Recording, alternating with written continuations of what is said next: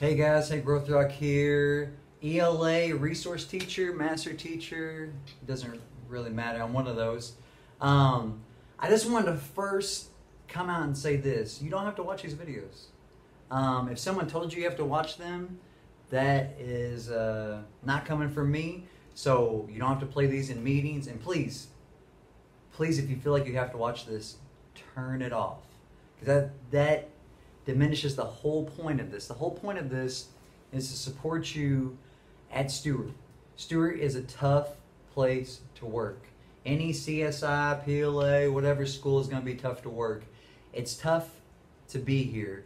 And the whole idea behind this, and the only reason I ever agreed to become a master teacher and be in this position, is that I wanted to give support in the way that I never got it my first year. So with that being said, just a little side note is just do what you think is important first. Does it help kids, and do that first. There's all these things coming at us. Just do those things. But look, if you don't want to watch this, please turn it off. Like, do it now. I'll give you a second. Turn it off. It's kind of awkward, but I don't want you to watch it if you don't want to. That misses the whole point. This is not a compliance thing. Okay, with that being said, as this comes along, I'm going to put out some videos this week that kind of show, I got one with me teaching teacher versus student. That's a little bit weird because it's a class that I got to build rapport with these kids, so I didn't teach so much a lesson as I did teacher versus student, and I built rapport. But you can pull some things from that too, and I use teacher versus student a lot. Also, Miss Crees, we're going to put her video up. Now, we can't share that to everybody, share that with everybody, because there's students in the shots and stuff, so that'll just be a Stuart thing. That'll be private, so please don't share that outside of Stuart. Okay, so that's going to be coming out, but that's not really what I want to talk about today. Start talking about some harder, just having harder discussions. Like last video was probably my least watched video, which is fine, but it was like criticism is your friend. That a lot of people don't want to hear that, and I get it, but it's the truth. And so that's the other thing, is I just want to speak what I think to be true. Doesn't mean it is true. I think it's true, and it works for me, and it works for other people that believe it to be true. I want to talk about the hallway. I want to talk about transitions. I'm going to hone in specifically on morning transitions. I could see this working, this strategy working on other transitions as well. Not all transitions, but it will work on morning transition. And how do I know this? Because I did it. My team did it. We did it every day, especially when I was team lead, we did it. And so it's so simple, it's stupid. It's so simple, it's stupid. A lot of this just comes in with you guys doing it and trying and wanting to do it. That's why I'm saying those people that hopefully turn this video off, you might have to talk them into doing this. But if you're watching still, I think you probably are willing to try this. And so here it goes. I mean, it's real basic. Like I would talk to my team before this, and I would say, okay guys, 2 minutes before the bell rings, what we're gonna do is I'm gonna holler out, let's go, and we're all gonna actively get the kids in the room. I know that sounds so simple, but that is not happening.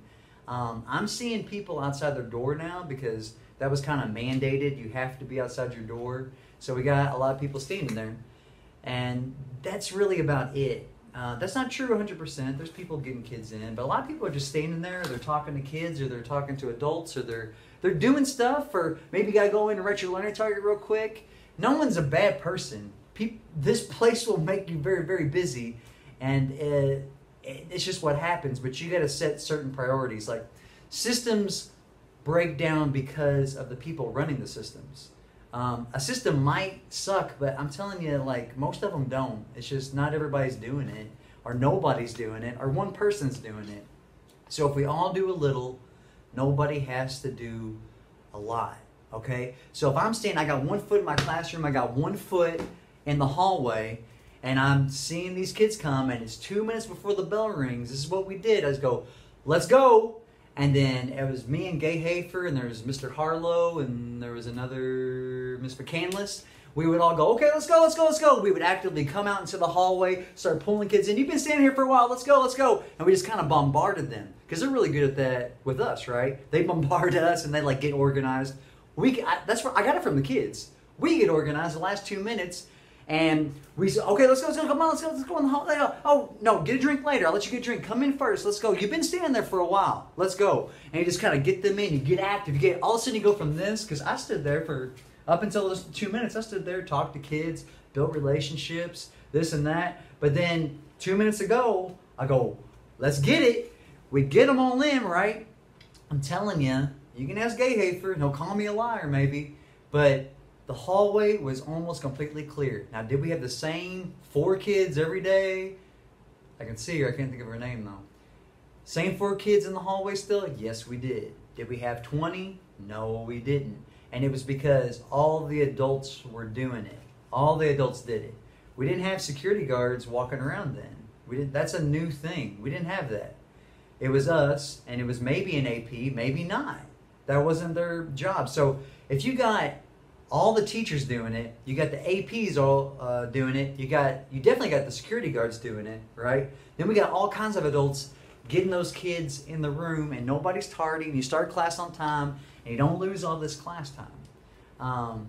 I told you that it sounds painfully simple, but it's not that bad. And here's the other thing, like, set your watch. Because, okay, you go to these transitions, and you are a middle school teacher now, and you never thought you'd have to do this stuff, but you got to now.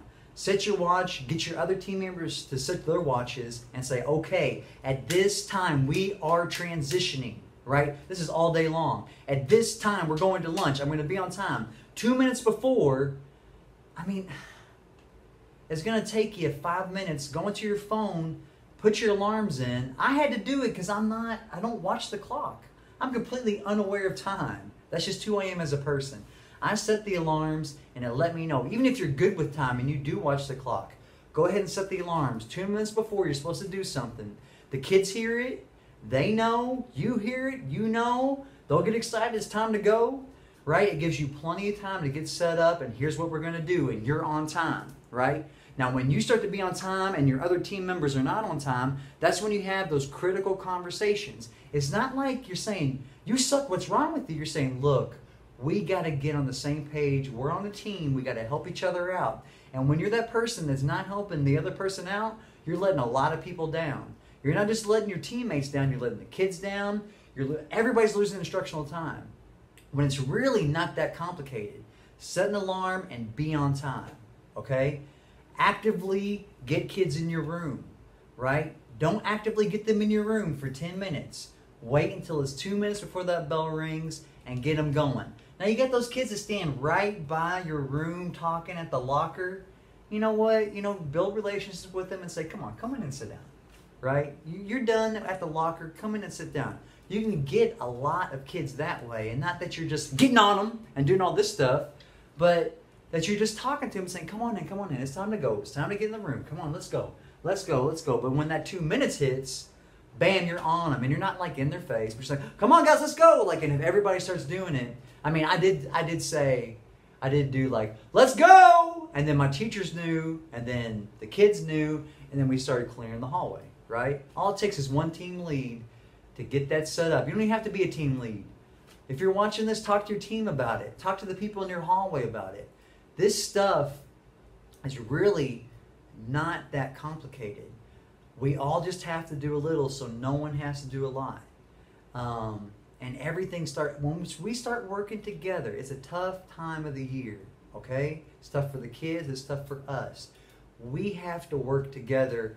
It's too early to stop working together. We gotta work together, and it's all gonna be better if we do that. I'm gonna stop talking. I appreciate it if you made it. Wow, it's a long video. Sorry about that. Engage, empower, educate. Hank Rothrock, EL8. Let's go.